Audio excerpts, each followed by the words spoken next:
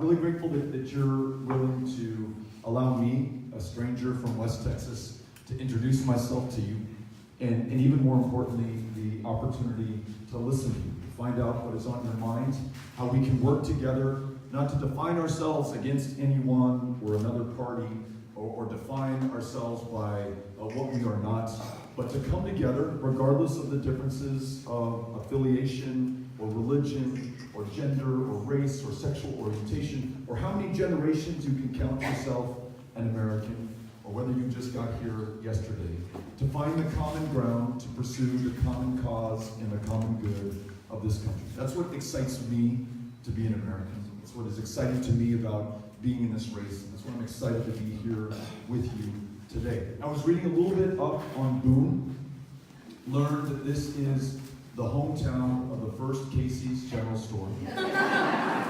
And in fact, that first Casey's General Store is on Mamie Eisenhower Street. This is the town that claims her birth, and fitting that those two come together in that one place. In honor of Casey's and Boone, I had my second slice of breakfast pizza this morning, and a cup of coffee, and I'm feeling good. If you had told me that breakfast pizza was a good idea, I would not have believed you. I had to taste it for myself, and I'm now a believer. This is a beautiful park, and we were reading a little bit up on McHose, after whom it is named. Somebody who started a business here, who served on the city council, and agree with you, those city council positions are so critical. Public service at any level is what really makes this country work. Served as a state rep, and helped this community invest in itself, and by extension, the greater good of Iowa and of this country. But as we were coming in, we got lost and we went the wrong direction. But I'm glad that we did, because we ran into this great statue of Theodore Roosevelt, which is just really powerful. It just emerges out of the undergrowth and the trees and all of this green stuff that you all have that we don't have as much of in El Paso, Texas, and that you all in the desert. And it's a really great reminder of what this country can do when beset by some real serious structural challenges like those that he and the other progressives of the early 20th century met. At that point, there was the greatest concentration of wealth and power and privilege that this country had seen in its history. They later referred to it as the Gilded Age. And we knew as a country that our democracy, our way of life, what we represent to ourselves and to the rest of the world is inimical to that concentration of power and wealth and privilege. And TR said something to the effect that our ability to have a true political democracy is dependent on our ability to pursue vigorously an economic democracy. Every child, every one of us must be able to see a future for ourselves in this country, or this country will have no future as a democracy. And so breaking up the trusts and the monopolies, returning political power to the people instead of the concentrations of power in those corporations, those are much the same challenges that we face here today. When our democracy has been corrupted and captured and effectively controlled by those who can pay for access and outcomes, when that is exacerbated by a Supreme Court decision in 2010, Citizens United, that says that corporations, in fact, are people, and that money is speech, and that those corporations can spend unlimited amounts of money affecting and effectively purchasing the outcomes of legislation and election, you begin to understand how warped our priorities have become. The inexplicable is otherwise explained. In 2017, our Congress, signed into law by our president, passed a bill that allows internet service providers to sell your private browsing data without your consent to the highest bidder. Now, I can only imagine some of the places that we have all been on the internet. And now knowing that without our permission, that is sold to someone else to no benefit of you or me or other consumers in this country, but to the benefit of those internet service providers. How does that decision get made? If you follow the money, it becomes explained. Those political action committees the access and the outcome that they buy, that's a big part of the problem. How does this country, whose taxpayers have funded the research and development into the medications and prescription cures that are sold back to us at the most expensive rates, not use its purchasing power and its leverage for all the drugs that we buy from Medicare and Medicaid and TRICARE and VA and federal employee beneficiaries? How do we not bring the cost of those prescriptions down so they are affordable for our fellow Americans? Why are people in the year 2019 dying of diabetes in the wealthiest, the most powerful country on the face of the planet, when insulin was developed 97 years ago and sold to the Canadian government for $3 Canadian with no hope or prospect of profit because they wanted to make sure that lives were saved? It's hard to explain that unless you follow the money. Those political action committees that buy influence on the Energy and Commerce Committee that decides the rules of the road by which they will play and by which so many of our fellow Americans suffer. How do we explain how the world's greatest democracy is having such a hard time balancing its budgets or just keeping the doors open and the lights on at this moment? Is because those in power and in positions of public trust increasingly do not answer to you, they answer to the highest bidder. I want to make sure that this latest concentration of power and wealth and privilege provokes a similar progressive response to the one we saw in the age of Theodore Roosevelt, that we return power back to people, that our elected representatives no longer take political action committee contributions. For 5 years running, I've not accepted a single dime from a single PAC. In this presidential campaign, we are funded 100% by human beings, our fellow Americans, not a single corporation or special interest or even lobbyists allowed to participate in this election, at least as far as we are concerned.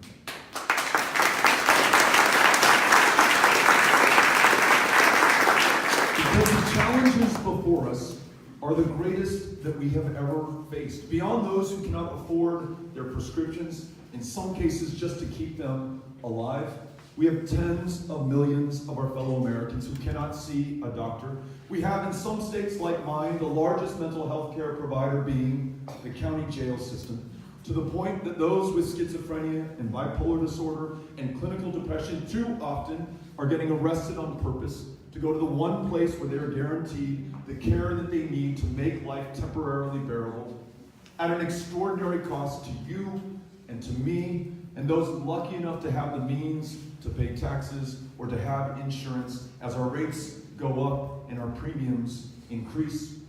The single largest inpatient mental health care facility in the state of Texas, a state of 28 million people, is the Harris County Jail. And it costs the taxpayers in our state $110 a night to keep someone locked up, to go to the one place that they can count on for the care that they need.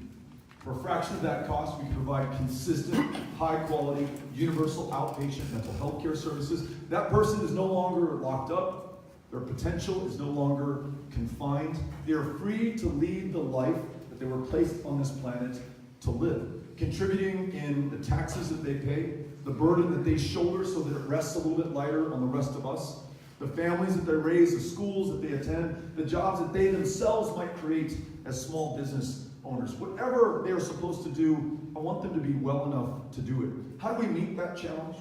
Universal, guaranteed, high-quality health care for every child, for every man, for every woman in this country ensures not only that we meet our moral commitments to one another at a moment that we have the means to do so, it also ensures that we use the resources we have in a far more effective and efficient way.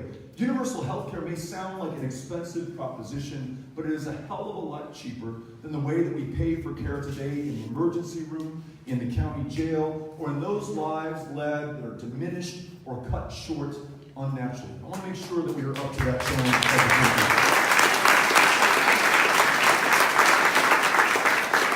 When it comes to opening up this economy to everyone, an economy that is on fire today for very few people, for corporations already sitting on record piles of cash, but is increasingly out of reach for far too many millions of our fellow Americans working 2 and 3 jobs just to make ends meet. Because no one working full-time at $7.25 an hour has enough resources to put food on the table, pay the note on their mortgage, be able to buy those prescription medications that they may need to stay alive. And so they're working 2 and 3 jobs.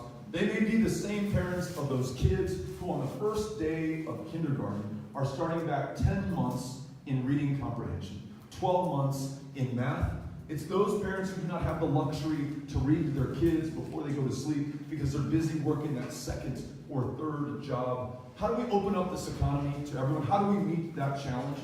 A minimum wage that is a living wage so that no one has to work more than one job is a great place to start. If we add to that the ability to take time off paid so that you can take care of yourself, your folks, or your kids without losing your income or your job, if we confront the fact that women in this country today in 2019 are paid 80 cents on the dollar for what men make in this country, and that African American women are paid 61 cents on the dollar for what a white man makes, and that Latinas in this country are paid 53 cents on the dollar for what a white man makes, we need to make sure that we ban discrimination in the workplace, but also ratify the Equal Rights Amendment. So constitutionally, we can never treat anyone in this country different than anyone else is.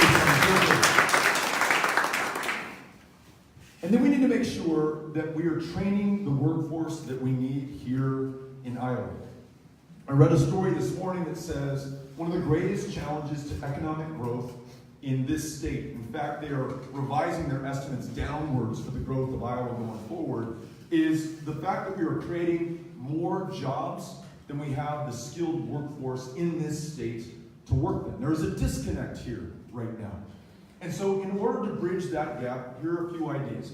What if we allowed teachers to earn a living wage so they only work one job, focusing on those kids, unlocking their lifelong love of learning? Once we do that, there's no stopping that kid, and there's no stopping this state or this country. We made it a little bit harder on our public school educators when in 2017, Iowa said they could no longer organize, they can no longer collectively bargain, they can no longer ensure that they are paid decently, and most importantly, that the next generation of teachers are paid decently. And guess what? We have a teacher shortage in Iowa right now, and those teachers that you paid to train in the first place are teaching school right now in Minnesota. Calculus, physics, mathematics teachers going where they are paid commensurate with their value. If we have a world-class public school system where we invest in the necessary resources in those classrooms, including the pay for those instructors, we're going to get more highly trained and educated kids. If we ensure that they have a path to higher education that is not limited by their income or their fortune or their fate, going to community college for free, earning an associate's degree so that they are now armed with the skills, with the trade, with the training to be able to work those jobs that we're creating right now. If we elevate instead of bring down the power of unions, ensure that the trades that they can teach, the skills that they can provide without adding a single dime of debt to the backs of those young people or older people whose jobs have been automated out of existence and need additional training to get back into the workforce, then, maybe just then, we can meet the workforce demands here in this state and in every single state. If we do all of that together, this economy begins to work for everyone. A couple more ideas. More than 1 million young people in this country, just as American as my kids or yours, we call them dreamers, born somewhere else, brought here at a young age, contributing to this country's shared success and greatness, and yet more than 1 million of them living in constant fear of deportation back to a country whose language they probably no longer speak, where they no longer have family that they know of, where if we send them there and against those odds they are successful, that success will benefit that place. It won't benefit this community. It won't benefit Iowa. It will not benefit the United States of America.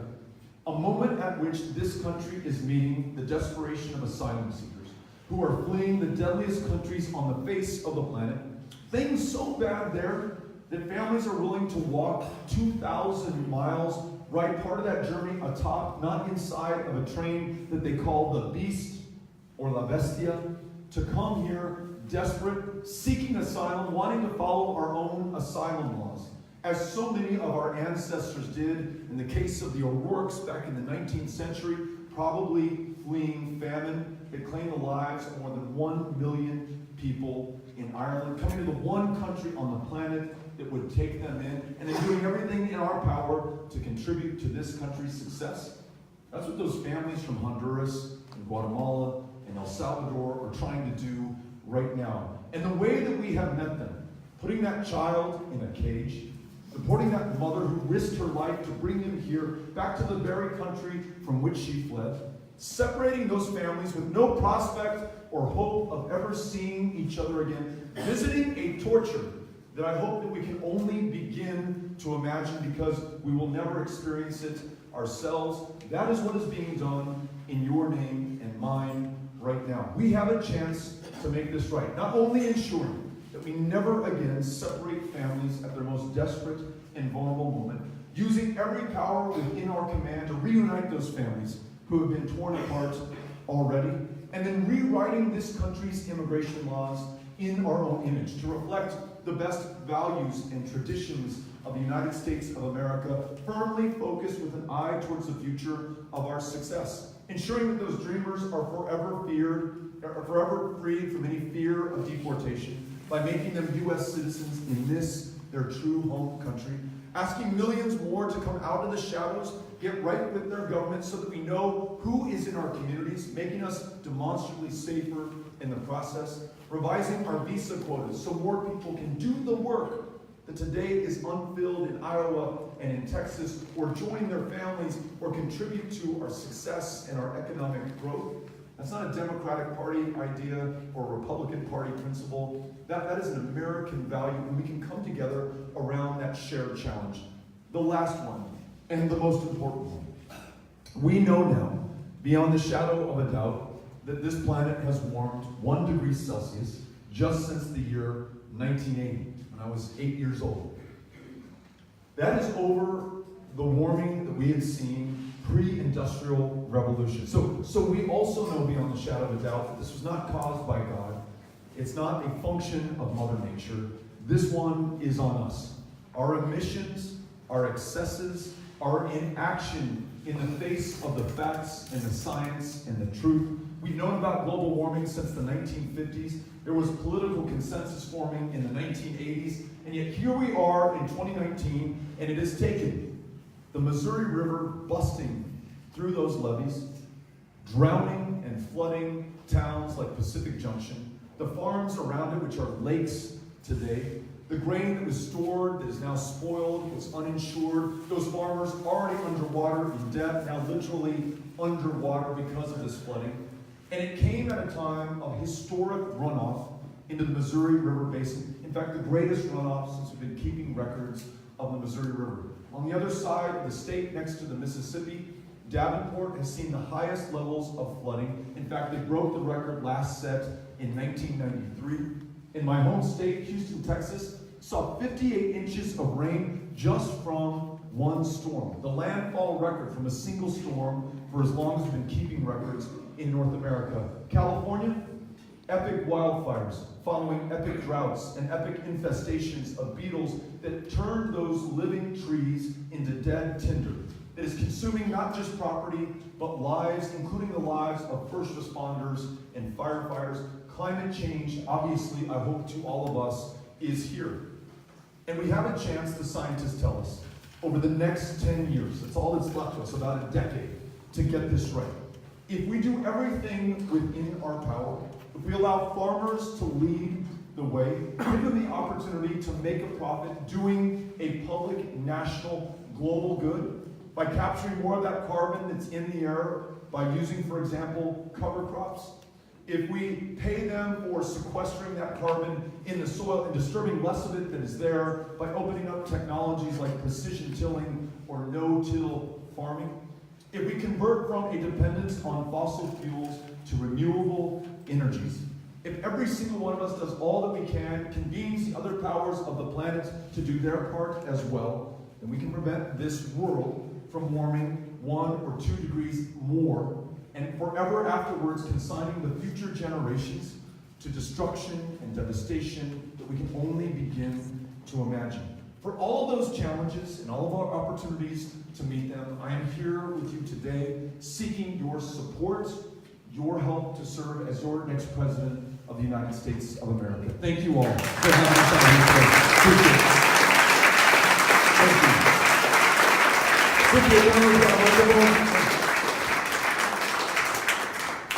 Beto, thank you very much for coming. One of the problems I have with the Democratic Party right now in general is when you talk about immigration, what they really don't talk about is climate change, which is the number 3 major item for the Joint Chiefs of Staff to look at, not only because of the rising seas, but because of the displacement of people. Climate change is not really accommodated in our structure for bringing people into the country. So you're right that the areas of the Gulf and the Middle American areas, a lot of those folks are coming not just because they're threatened, but because they've been in drought forever, and they're starving, and they need to move their families up here. So are you committed to changing the immigration policy? You mentioned your family background. A lot of people came here because of the potato famine or because of other reasons, that were not about being persecuted, right, but because they needed to live and provide a living for their family. Are you committed to changing the immigration policy to accommodate climate change in its biggest sense, which is refugees who are escaping the climate that we've created? Yes, and I'm so glad that you brought this up. There were 400,000 apprehensions at our border last year, and I've described what many of those apprehensions look like. They weren't people who tried to flee Border Patrol, evade arrest. They turned themselves in because they're fleeing some of the deadliest places on the face of the planet. But increasingly, in their numbers, are farmers from Honduras that have seen epic droughts. They're planting, but what they plant is no longer growing. They cannot feed themselves, sustain their communities or their country, and they are coming north. No wall, no matter how big, how beautiful, no matter spending $30 billion on it, no matter it's stretching 2,000 miles, is going to shut out that kind of desperation. Those farmers, those families are doing what I would do in the same position, perhaps what you would do if faced with the same conditions. The civil war in Syria was preceded by the most severe droughts seen in that ancient country in its recorded history, pushing people out of rural areas where they could no longer grow and sustain themselves on the food that they used to provide to the rest of the country, pushing them into the cities and providing additional tinder for that civil war that then erupted and produced one of the greatest humanitarian catastrophes, one of the greatest refugee outflows that we have seen since World War II.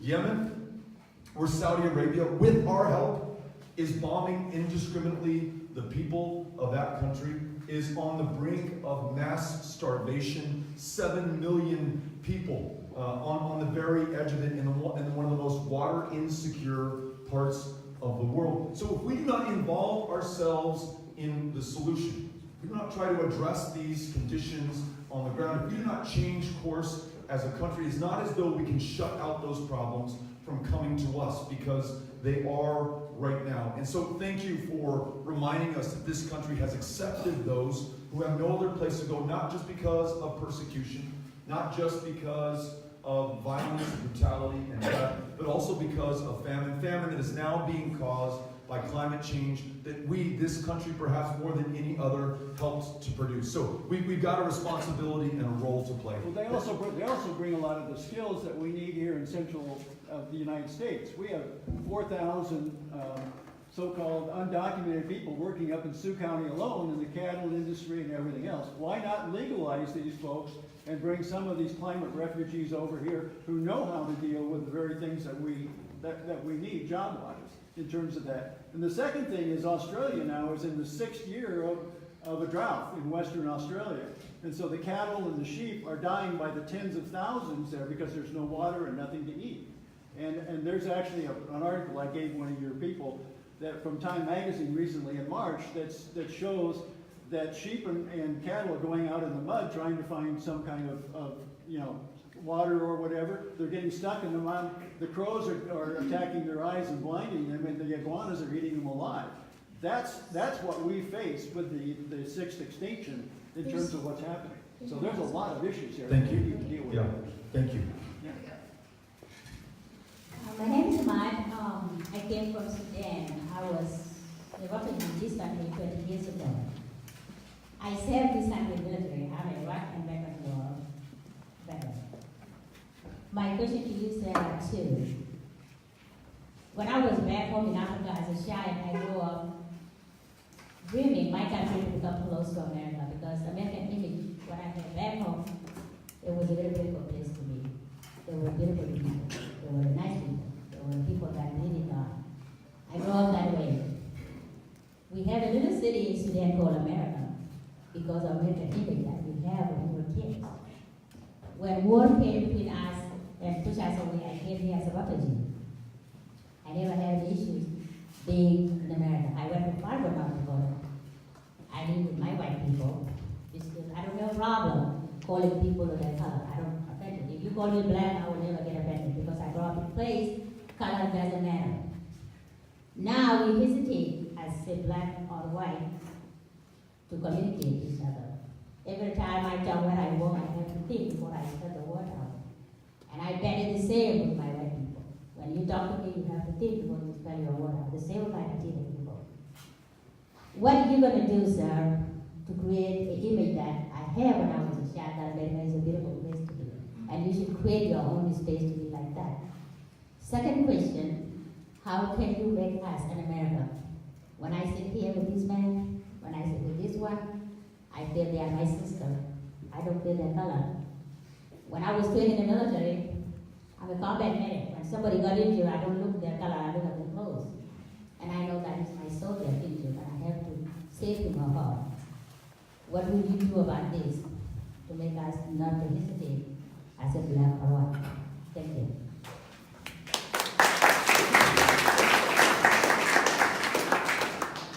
Thank you for the question. And it gets back to what makes us so unique and extraordinary in the world today and in world history. So many nations on this planet define themselves by race or by ethnicity or by common genealogy. Exceptionally, the United States defines itself by this ideal put on paper 243 years ago that we are all created equal. And the idea is that we are created equal to equal opportunity to contribute to this country's greatness. And really to be, as you just suggested, an example to other people around the world. We, of course, have never fully lived up to that idea or that ideal, but I always had the sense that we were striving to get there.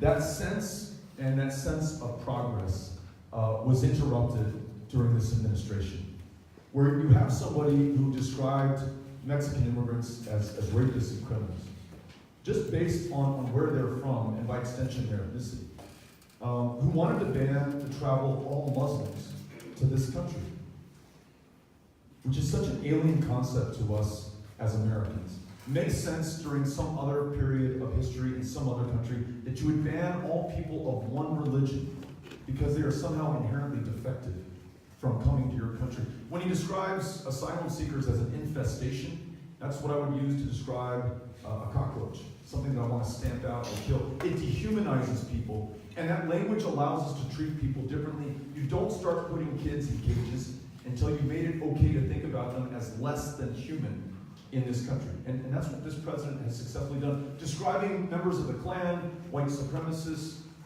white nationalists, Nazis as very fine people, that sends a very clear signal to this country. And to be clear, it doesn't just offend our sensibilities or change the way that the rest of the world looks at us. It does those things, but it also causes actions and practices and policies to be implemented in this country. Hate crimes are up 3 of the last 3 years. The day that the president signed his executive order attempting to ban Muslim travel to the United States, the mosque in Victoria, Texas, in my home state, burned to the ground. So how do we meet this challenge? How do we restore our sense of who we are, our potential, our promise, what we mean to each other first and foremost, and then what we mean to the rest of the world?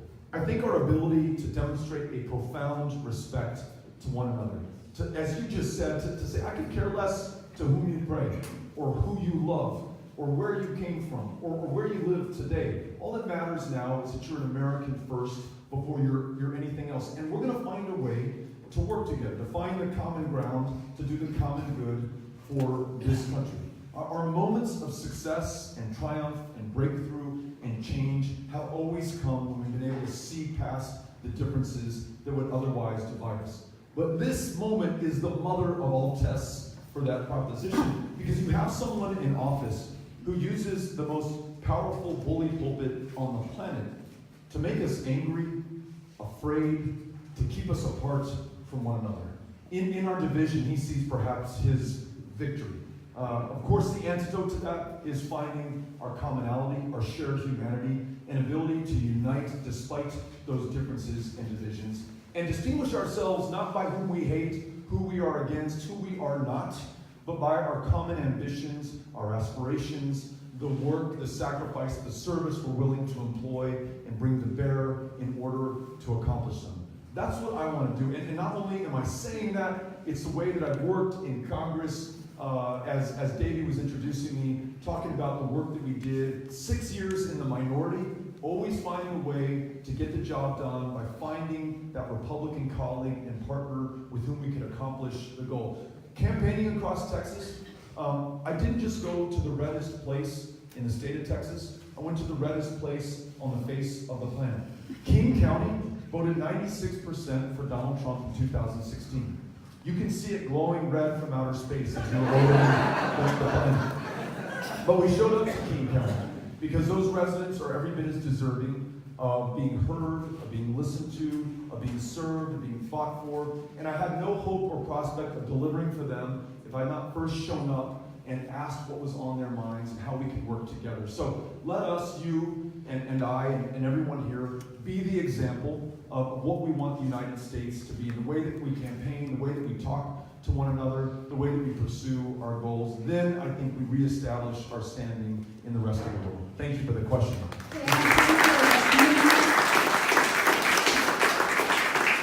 Hi, I'm a criminal justice student at Michigan State. So one of my main interests is about how we're going to tackle a lot of our criminal justice issues, such as mass incarceration, which ultimately stem from obviously our three-strike laws, our mandatory minimums, our cash bail issues.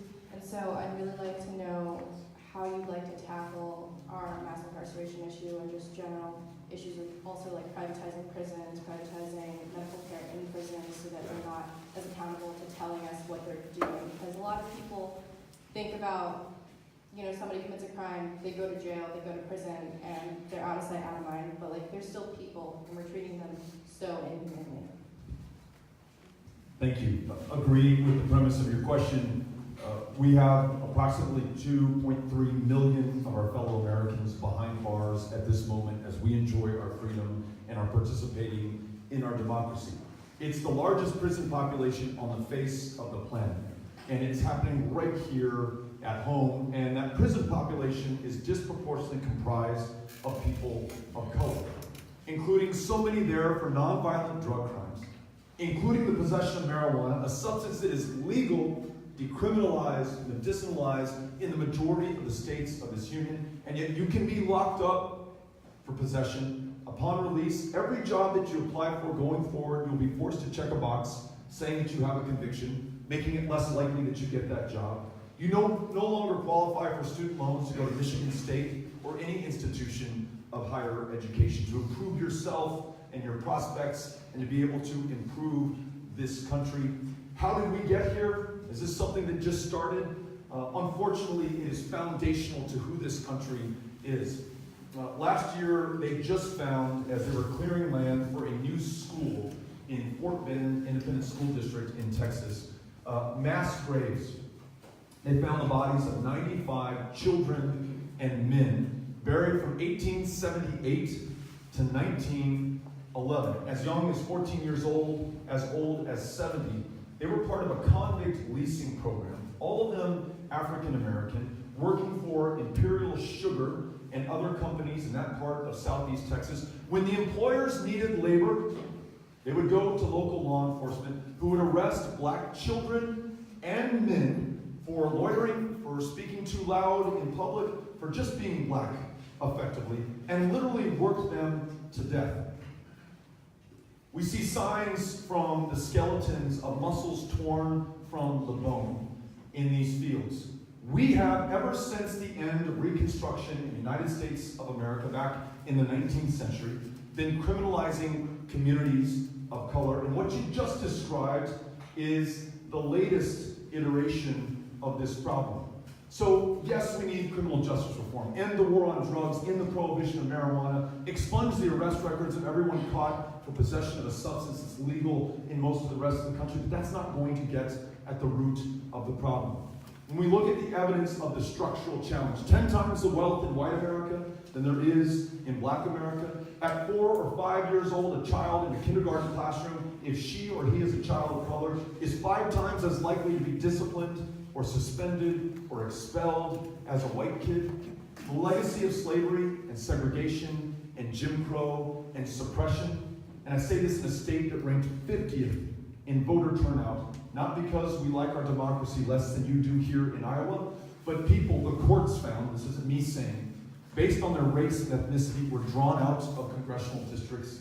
Their vote diminished, the power of their voice silenced, and that's happening in this country in our lifetimes. So we have to get at the structural truths, the full, complete story of how this country built its wealth, upon whose backs that was done, and the inequity and inequality that still persists today, evidenced in our criminal justice system, but in every other facet of life in America today. If we're willing to do that, as difficult as that sounds to do, then we can begin the work of repair, and we can begin to ensure that we do not visit this injustice on future generations. So I want to work with you on criminal justice, on some of those proposals that I just outlined, but I want to make sure that we go deeper to the structural problems that we have in this country if we're ever going to get it right. Thank you for the question. Appreciate it. Okay, this is going to be our last question.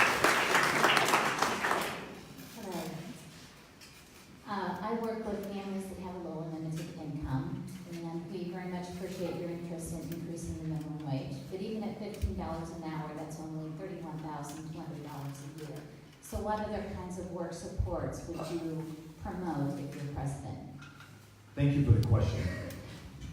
Child care is one of the greatest expenses for families right now. Making sure that it's affordable, doubling the block grants that come from the federal government to state governments that can use that to ensure that there's more affordable child care. That's a great start. Ensuring that the tax code reflects the cost of child care. It's a little bit easier for parents, including those who stay at home, to be able to afford child care for their children. Extending universal public school education from kindergarten, which is 4 or 5 years old, to pre-kindergarten, which is 3 or 4 years old. It comes at some cost, but if you look at it as an investment, and economists have, for every $1 we put into universal pre-K in this country, we get $9 back as a country and as an economy. These are some of the steps that we can take. In addition, we must pay those child care workers a living wage. One of the perverse ironies of child care in the United States of America right now is many of those providing the care cannot afford to receive that care themselves. I mentioned the importance of unions earlier. SEIU, for one, has a proposal to ensure that more child care workers get better training, which means better care for our kids, but it also means that they can organize for better working conditions, better wages, have an apprenticeship program that means that we're getting the very best out of our fellow Americans. I mentioned ending discrimination in the workplace. I talked about it in terms of gender, but in Texas, you can be fired for being gay. You can be refused hire for being gay. We discriminate based on sexual orientation. That's why, as president, I want to sign into law the Equality Act, which ensures the protected civil rights of every single American without exception. Not only is that morally the just thing to do, economically it allows us to be hitting on all cylinders with every single one of us able to fully participate in the economy. Paid family leave so that you can take time off to take care of yourself or your kids or your folks. These are some of the steps that we can take to make sure that we support the American worker so that they can achieve their full potential and ensure that this country lives up to its full promise. Thank you for the question. All right. Thank you all for your time here today. Thank you for introducing us Tim, thank you for organizing. Jen, thanks for meeting us out at the band. Thank you all for your questions and your attention today. We are grateful.